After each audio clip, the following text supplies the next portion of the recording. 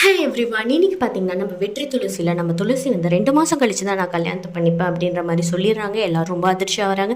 அது என்ன நடக்க போகுதுன்னு பார்க்கலாம். அண்ட் ஒரு சில விஷயங்கள்லாம் இங்கே மாற்றிருக்காங்க. அதுவும் என்னென்னன்றதை நம்ம பார்க்கலாம். இந்த வீடியோ பிடிச்சிருந்தா லைக் பண்ணுங்கள் அண்ட் மறக்காமல் சப்ஸ்கிரைப் பண்ணுங்கள். வாங்க வீடியோக்குள்ளே போகலாம். அதாவது பார்த்திங்கன்னா நம்ம துளசியை வந்து நிச்சயதார்த்தம் பண்ணிட்டு போனார்ல அந்த ஜெகன் மோனிகா அவர் வந்து கால் பண்ணுறாரு.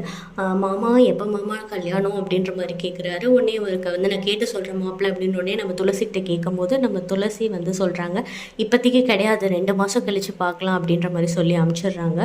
அதுக்கப்புறமா அவரும் ஃபோனில் வந்து என்ன சொல்கிறாருன்னா 2 மாதம்னு சொல்லலை, சாரி அவர் வந்து நான் அடுத்த வாரம் பேசுகிறேன் அப்படின்ற மாதிரி வச்சுட்டார். ஏன்னா 2 மாதம்னு சொன்னால் வந்து கவலைப்பட்டுருவாருன்னு சொல்லிட்டு மிச்சவங்களாம் ரொம்ப அதிர்ச்சி ஆகுறாங்க. என்னது இது, ஏன் 2 மாதம் தள்ளிலாம் போடுறா இவ கல்யாணத்தை அப்படின்ற மாதிரி யோசிச்சுட்ருக்காங்க. இது ஒரு பக்கம் போயிட்டுருக்கு. இதில் வந்து பார்த்திங்கன்னா நம்ம வெற்றிக்கிட்ட வந்து நம்ம துளசி வந்து தாலியை காமிச்சு காட்டுற மாதிரி வரும். பட் இது வந்து ரீமேக்குனாலையும் நிறைய விஷயத்த மாற்றிட்டாங்க. அதில் வந்து பார்த்திங்கன்னா நம்மளோட லக்ஷ்மி அம்மாவே பார்க்குற மாதிரி இருக்கும். துளசி வந்து கீழே வந்து நமஸ்காரம் பண்ணிட்டு எந்திரிக்கும் போது பார்த்திங்கன்னா தாலி தொபக்கடின்னு வந்து உழற மாதிரி இருக்கும். அதில் வந்து பார்த்திங்கன்னா நம்ம வினோதினி அந்த காலத்துலலாம் நடிச்சிருப்பாங்க. அவங்க தான் வந்து அதில் லக்ஷ்மி அம்மா கேரக்டர் பண்ணிகிட்ருக்காங்க. ஸோ அதில் வந்து அவங்களே பார்க்குற மாதிரி இருக்கும்.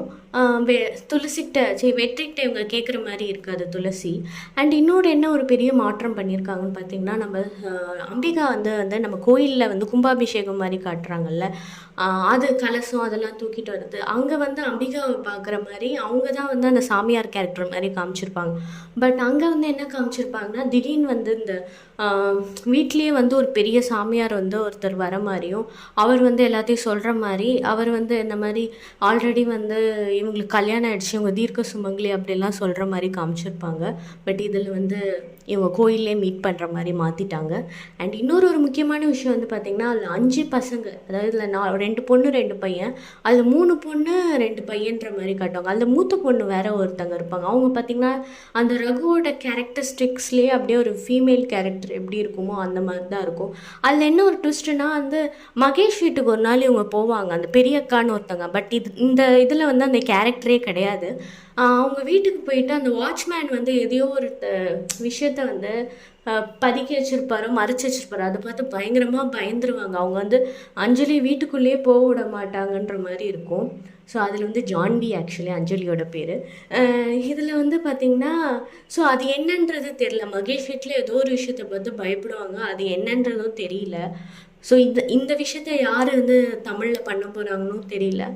அண்ட் அப்புறமா வந்து பார்த்திங்கன்னா வேறு என்ன, அந்த லேண்டு வந்து பார்த்திங்கன்னா நம்மளோட கவினோட அப்பா இருக்கார்ல, அவர் வந்து லேண்டை விற்கணுன்னும் போது தங்கச்சியோட கையெழுத்து போடணும் அப்படின்ற மாதிரி சொன்னோடனே லக்ஷ்மி அம்மா தானே தங்கச்சி. ஸோ அவர் வந்து ரொம்ப யோசிக்க ஆரம்பிச்சிட்டாரு, நான் எப்படி போய் கையெழுத்தெல்லாம் போட முடியும் அப்படின்ற மாதிரி யோசிச்சுட்டு இருக்க டைமில் என்ன ஆயிடுச்சுன்னா சரின்னு சொல்லிட்டு நம்மளோட கவினோட அம்மா நான் போய் பார்த்துக்கிறேன், நான் போய் சைன் வாங்கிட்டு வரேன்னு சொல்லிட்டு போவாங்க.